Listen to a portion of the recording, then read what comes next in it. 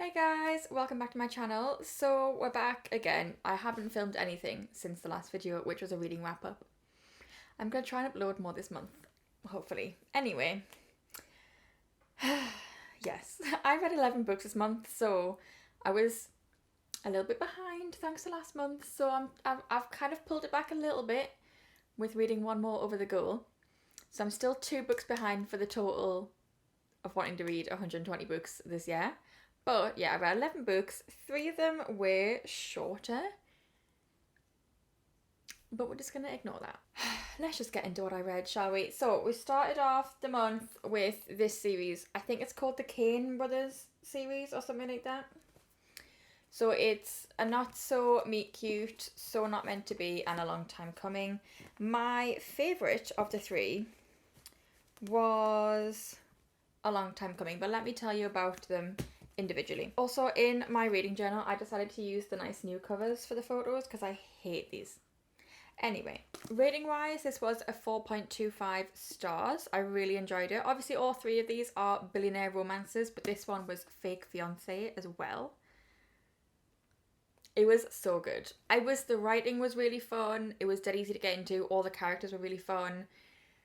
Their relationship, I loved. The spice was, I've rated it a 3.5 chili peppers out of 5 in terms of how much spice, but it was decent spice. So yeah, this was a good first book to the series. I really like how close the 3 brothers are as well.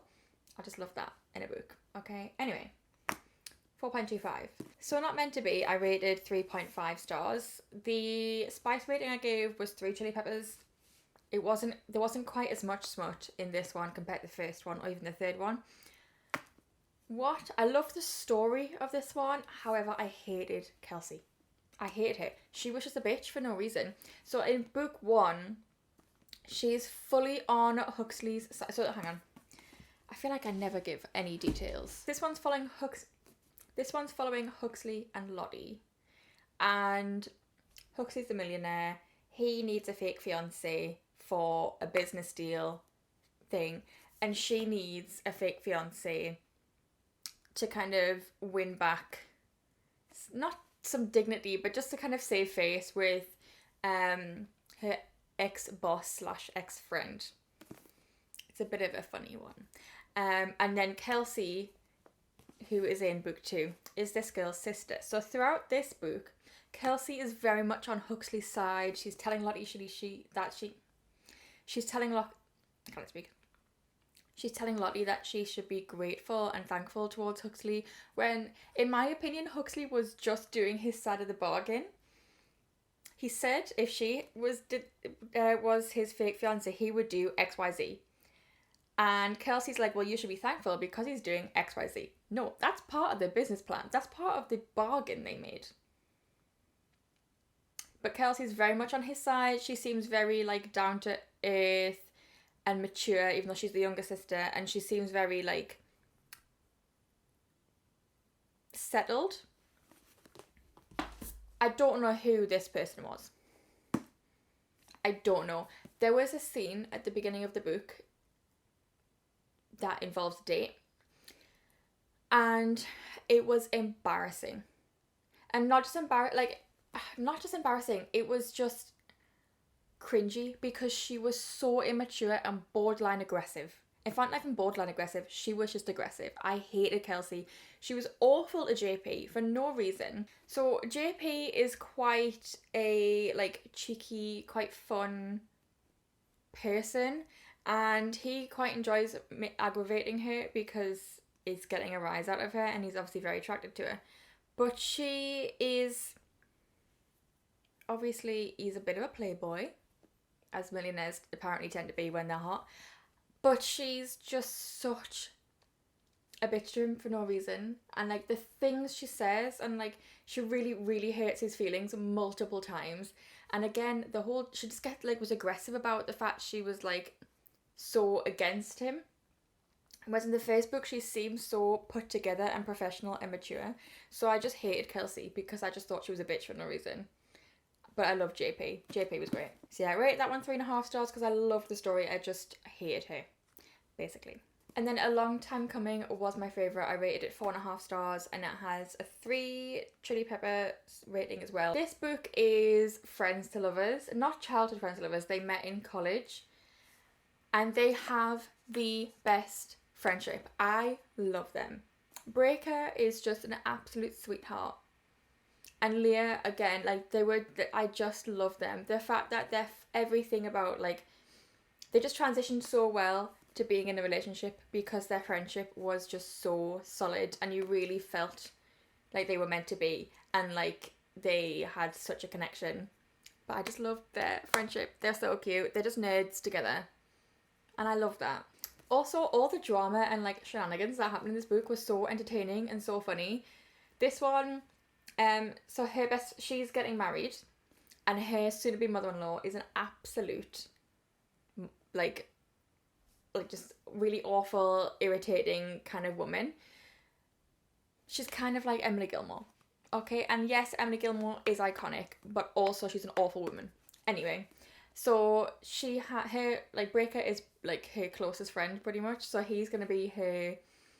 I think they called it man in waiting, but basically he's her maid of honor for the wedding, and he's coming along to the planning to try and make sure Leah gets things that she actually wants and kind of to break up the tension. But the things that happen during these planning meetings with the mother-in-law, they're just so funny. But yeah, friends to lovers. Oh, it was so good. So good. Okay, then I read Play With Me by Becca Mack. I read Consider Me last month. And what did I rate Consider Me again? Let's have a look. I rated Consider Me 3.75. This one I liked a lot more. I rated this one 4.25. So really it's only a half rating more. But anyway. And it was 3.5 Chili Peppers spice. These books are honestly rather spicy. I've rated them 3.5 because I wouldn't say they're 70% smut, but they're very, very smutty. Again, with this one, similar to A Long Time Coming, this book, they really formed their friendship first, and so like their whole relationship was built on the friendship that they made first. So I loved that because they were, again, just adorable. So yeah, you could just tell that they both really valued their friendship, and you could tell they had an actual connection, not just lust, even though this book was very spicy and they were kind of friends with benefits as well. Their friendship was like what meant the most to them. So yeah, you could really feel that they actually had a connection. Also, I love the found family in this series. Again, it continues in the next book, which I read afterwards, Unravel Me. So there's 3 books out so far. The 4th book's coming out in July. That cover, beautiful, can we just say? Yeah, I love the found family in this series. It's just, I would like to say Carter in this book, but most of all in this book, Carter is a different dude than he was in book 1. I mean, in book 1 he was very full on, but my god is he full on in the rest of the series when he's not the main character. He just seems so much. And you just seen Olivia in a completely different light, because my god, I could not put up with his drama. And it's not even that it's actual drama. He is just dramatic. And he's very extra. And I kind of love it, but also it's like, just chill out a bit, you know? And then yeah, I read Unravel Me. This one I rated 5 stars. I was really looking forward to this book from reading the first one because I love Adam. He's just the sweetest man. This man just wants to find love. And I'm like, why are you fictional? I will love you, you know? Yeah, this one, it wasn't quite as spicy, so I've rated it 3 Chili Peppers. Because this couple did want to take things a bit slower. It was very cute. But when we got the spice, it was good. Adam is a gentleman in the streets and not as gentlemanly in the sheets. Okay, this one, I rated it 5 stars. However, I do have a criticism where it is slightly insta-love / insta-lusty. But it genuinely feels like 2 people met and they just straight away had such a deep connection, and both of them were in a place where they were like, I need to see this through. I need to know if this is real. And both very open to finding the love of their life, you know? And so it was kind of insta-lusty, and I think some people would read this and just see that and hate it, but I really just saw a connection between the 2 of them, and I thought, you know what, who cares? Sometimes you meet someone and straight away you're like, yep, they're the one, and you're right, and you're together for the rest of your lives, and it's perfect and lovely, and that's great.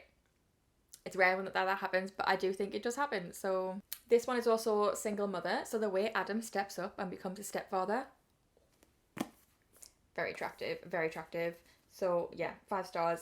I loved this book so much. It was so good. Okay, at that point it was the 17th when I finished that book, and I was like, I've only read 5 books. I need to do something about this. So I thought I'll read some shorter books. So I read Days at the Murasaki Bookshop by Satoshi Yagasawa. This one I rated 4 stars. It was very cozy. Obviously there's no spice. This one is about a girl, Takako, is that what her name is? Or is that someone else? There was 2 people's names who are very similar. Yeah, Takako is her name. Because there was another one whose name was really similar. Anyway, Takako's just been broken up with, and she goes into a bit of a depression, and she ends up living above her, like she quits her job and she ends up living above her uncle's bookshop, and it's this tiny, tiny, tiny little flat, and she ends up falling in love with reading. And it's not, one thing about this book, there's no real plot. There's not a beginning, a middle, and an end. There's not a conflict and a resolution. It's literally just vibes. It's just characters living their lives, but I love it.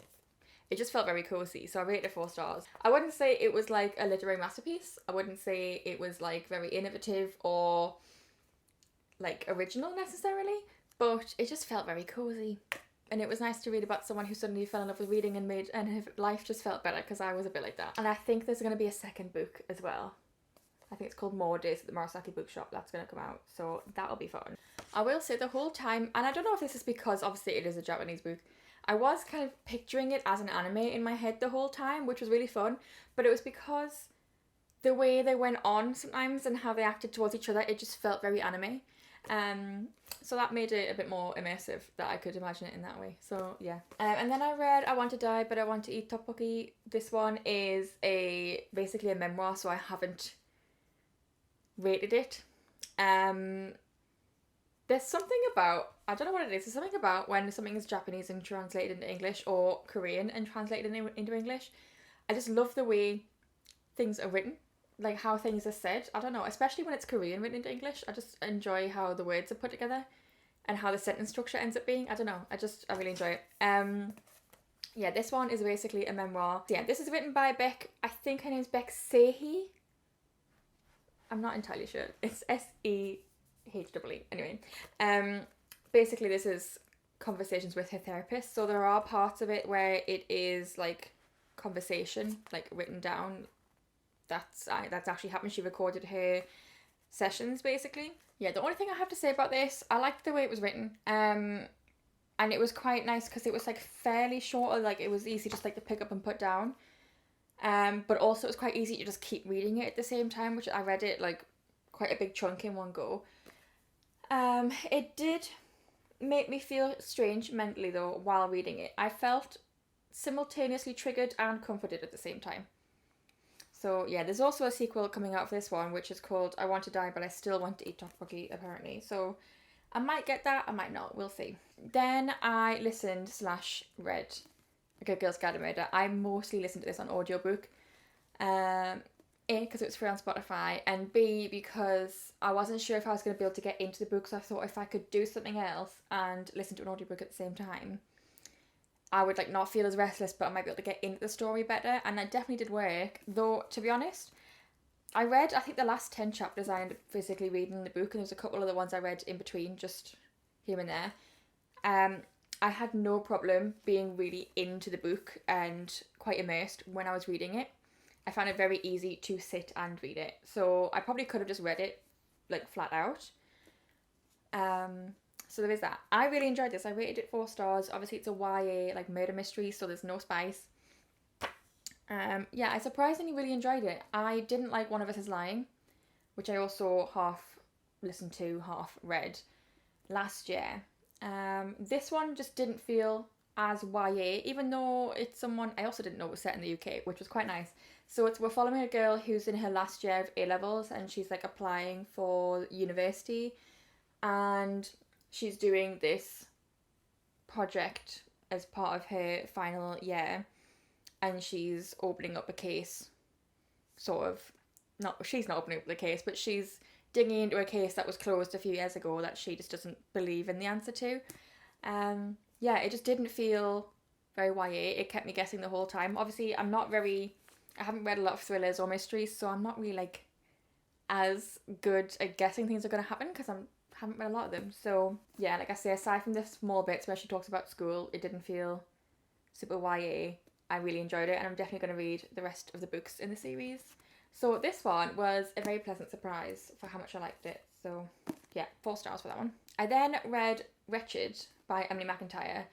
This one was also a pleasant surprise. I rated this one 4 stars and a 3.5 chili spice rating.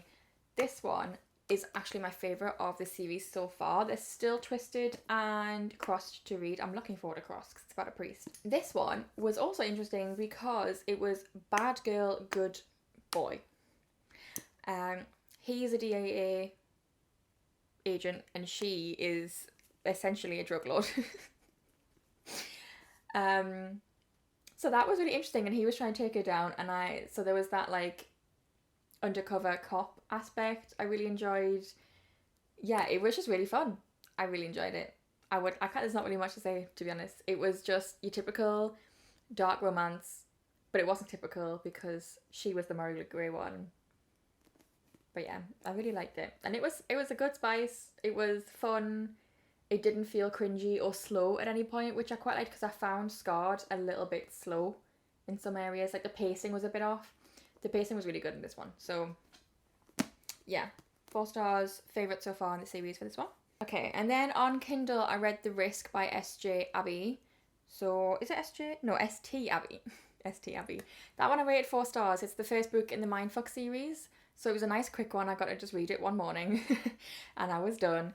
That one very much helped get the numbers up a bit. I really enjoyed it. It was so good. I cannot wait to get the rest of the series, especially because it ended on a cliffhanger. So I might start that actually straight away tomorrow. I might have to. Yeah, that one was really good. I haven't actually written down anything about it yet. I haven't updated my reading journal. I've done the rest. I just have the last 2 to do. Yeah, again, serial killer woman. So the bad woman, good guy, because he's a detective. I love it. I absolutely love it. I need more of it. So I'm definitely going to continue the rest of the series. I'm probably going to start continuing it probably tomorrow. And then finally I read Court of the Vampire Queen by Katie Roberts. I read this book because it was a standalone, and I wanted to know if I liked her writing to buy like the Neon God series, because that's the one I've heard the most about. This one is an MMMF romance, but it's not a wide shoes, it's a polyamorous one, which means the men are also involved with each other, rather than the men just being involved with the women, or the woman, but not each other. So I prefer that, because it's boring if they're not, you know? Anyway, this one I rated 3 stars. Spice-wise, it is a 5 stars. I've never read... There was spice on the first chapter. I think there was spice in possibly every chapter, aside from a couple at the end. It was ridiculously spicy. But it was just a fun time. Like, it wasn't anything amazing. The plot was crazy. They shoved a lot, and everything got solved fairly quickly. But it was just fun. It was fun. It was a bit, like, wild. And I enjoyed it. So 3 stars. And that is where we left off. That was the 11th book. So I want to quickly check, because I usually do stats at the end of the month. So what I'm going to do quickly is calculate how many pages I read this month. Okay, I read 4,096 pages. So compared to last month, that's like, last month I read 2,843 pages. So that is not bad.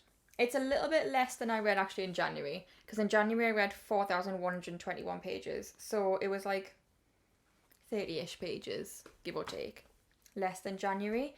So, I mean, I had some thick books because the Playing for Keeps series, like Play With Me and Unravel Me, are quite thick.